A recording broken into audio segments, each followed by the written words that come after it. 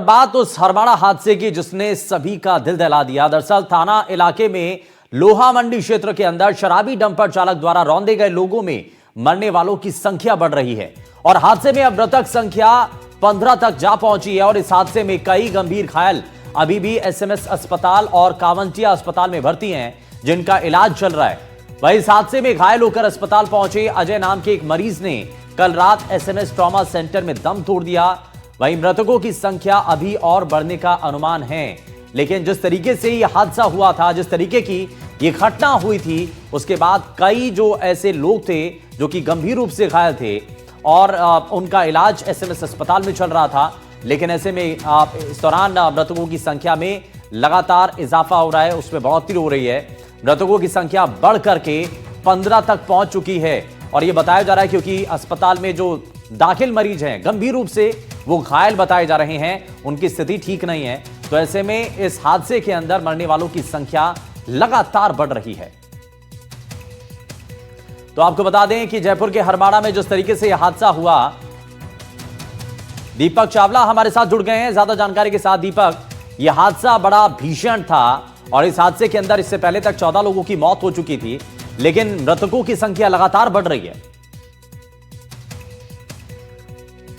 में अब एक और मौत हो गई है, यानी कि अब मृतकों नहीं कर सकती। ये बाकायदा प्रोविजन में, लोकतांत्रिक व्यवस्था में, ये प्रोविजन में। दीपक बताइए।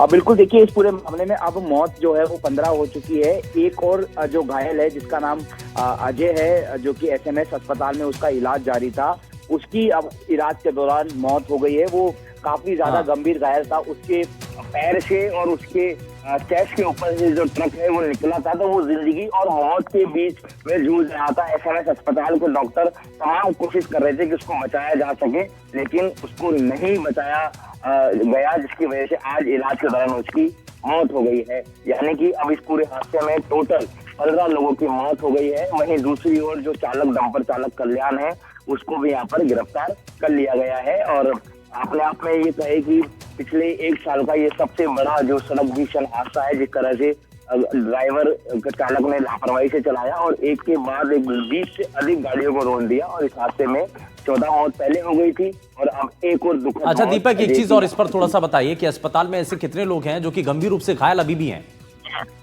अभी 9 और लोग हैं इस पूरे मामले में जो कि घायल है, वो बताए जा रहे हैं। यानी कि अभी 9 में से भी कुछ लोग जो है, लगभग आप ये मान के चलिए कि सीरियस है, कम से कम 2 या 3।